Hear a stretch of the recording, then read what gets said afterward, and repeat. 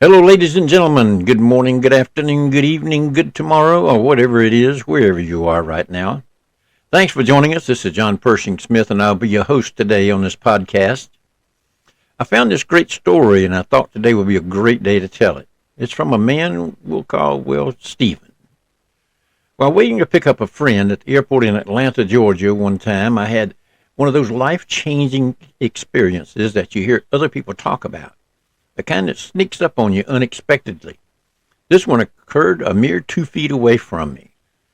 Straining to locate my friend amongst the passengers deplaning from the jetway, I noticed a man coming towards me carrying two light bags.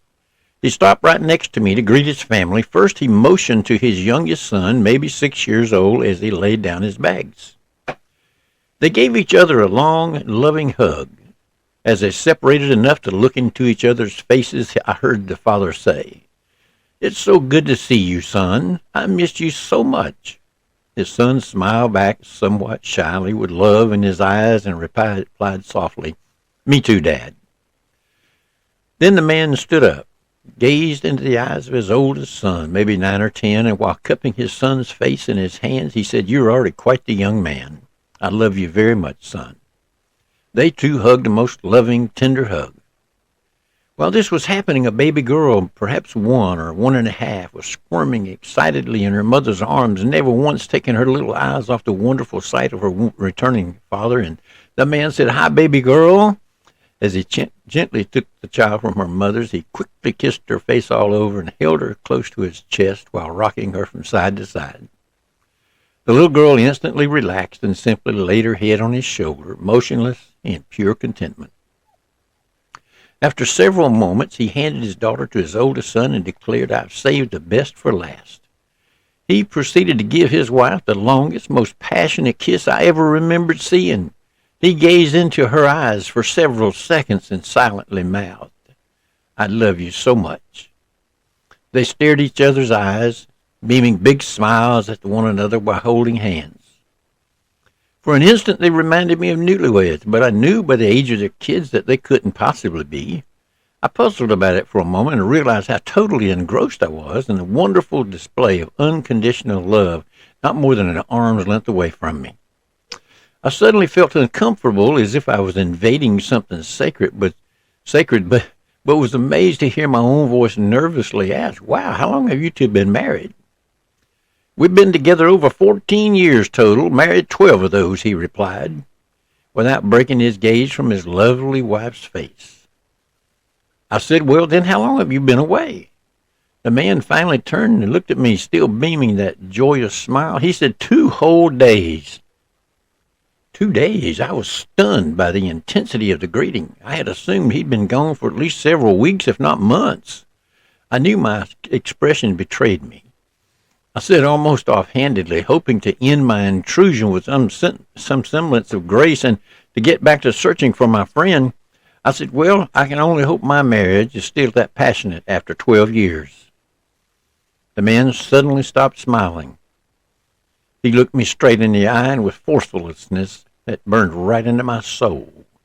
He told me something that left me a different person. He told me, "Don't hope, friend.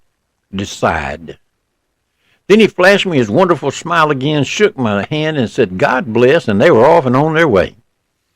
They left me standing there, almost in a daze. His words burned in me forever. "Decide," he had said. Wow. I've thought about that man and his delightful family many times over the years, and how his answer has burned itself into my memory. One simple word: decide. So for you, ladies and gentlemen, as you listen to the sound of my voice, whatever you're planning to do, decide. This man knew the value of love, the value of his family. There was no wishing, no hoping. He knew what it takes to make a great marriage. Thinking about taking a trip? Quit thinking, decide. Wishing you could make more money? Quit wishing and decide. Planning to repaint your house? Quit planning and decide. Hoping for a new car? Quit hoping and decide. Whatever it is, ladies and gentlemen, that you want to do or be, decide. Decide to do it and just get it done. I want you to become like a postage stamp. Like a postage stamp. what you're thinking, why in the world would I want to be like a postage stamp? Well, I'm going to tell you. Because a postage stamp has only one mission. Its usefulness consists of one thing, the ability to stick with one thing until it gets where it's going. And whatever you do in life, you'll create a ripple effect, like dropping a large rock in a lake. The rock falls in and creates ripples surrounding it, getting larger and larger as they move away from the impact. The ripple is going to happen.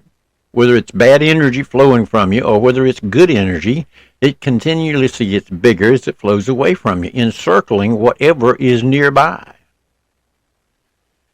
Now, whenever you walk into a room, do people look at you, do their faces take on a brief smile, so to speak?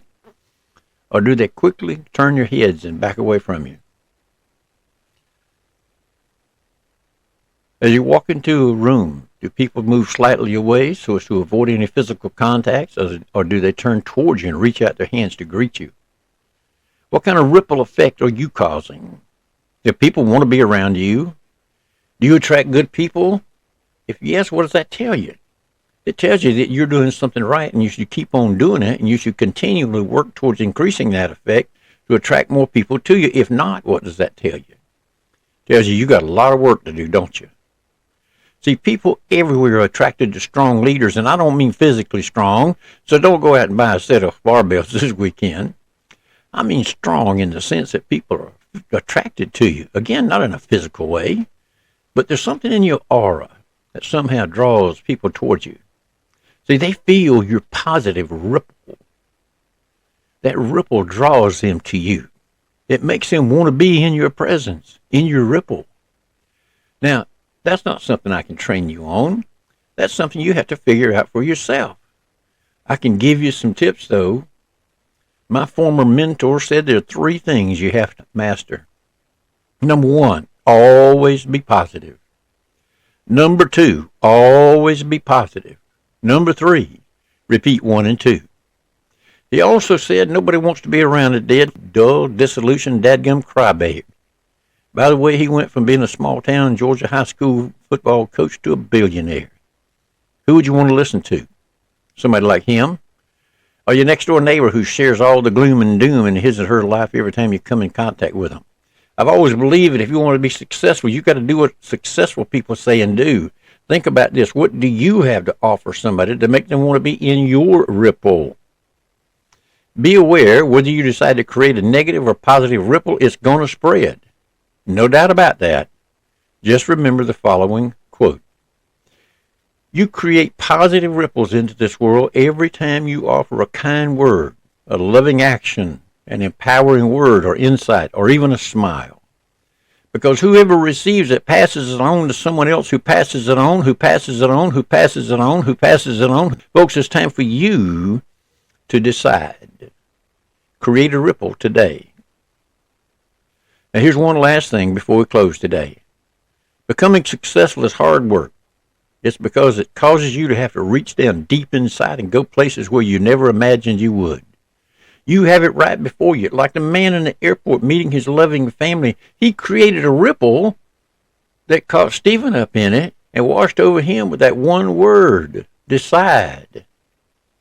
And today, Stephen's ripple has just washed over every person who hears my voice.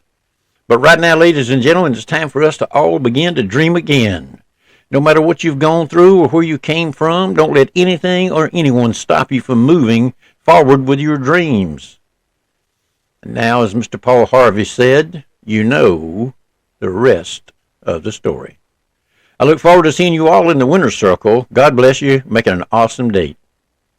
This call is officially over. Goodbye for now.